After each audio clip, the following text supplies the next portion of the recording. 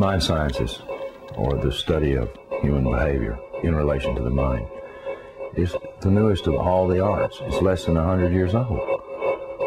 And it is by far the one that is most cloaked in secrecy.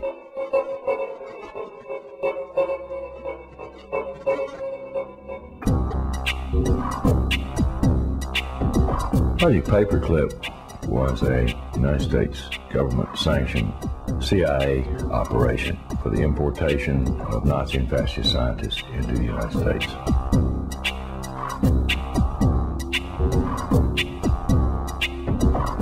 Their statement was simply this: if we don't bring these people into this country and contain them, then our enemies, the Soviet Union, will get them.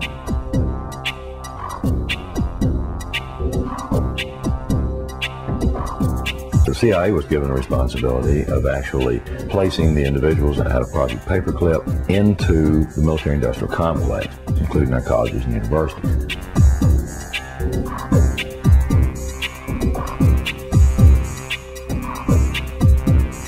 Mind control was a psychological warfare weapon that Adolf Hitler regarded as the answer for taking over the entire planet.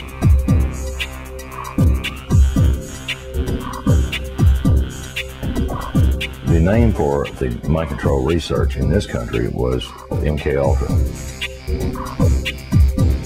MK-Ultra was one program of a series of programs that came out of the CIA to experiment with different types of mind control, using drugs, using electroshock, using insulin shock, and other techniques.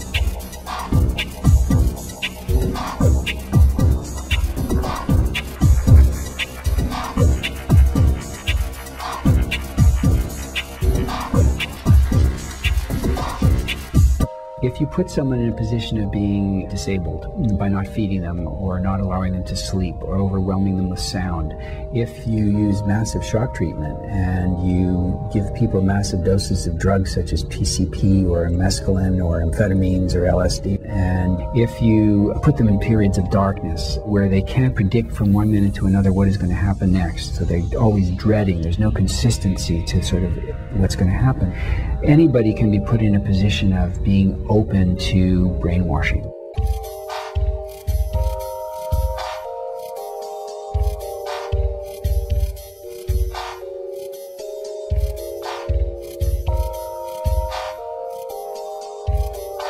Ewan Cameron was probably the foremost psychiatrist of his time in the 1950s. He was using high-tech sound techniques. He was using multiple kinds of loop recorders to force people to listen to recorded messages 24 hours a day for weeks on end to basically destroy people's thinking patterns.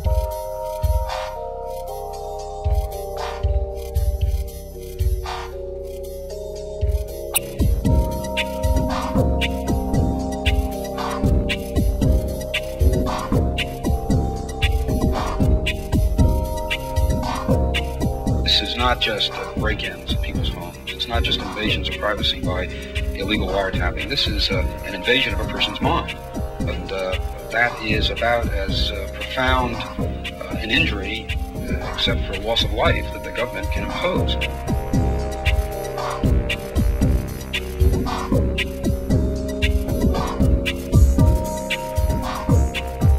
This was a post-Nazi program, if you will. It was an Americanization. I've often made the statement, and I still make it flippantly, the Nazis didn't lose the war, they just had to move. Now it's 50 years later. Now they're much more clever, much more sophisticated. They have a lot more money to spend.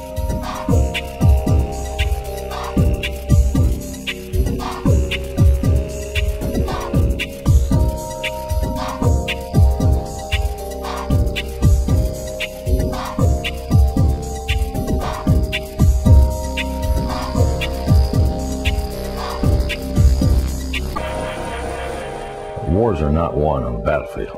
They're won in the minds of the people.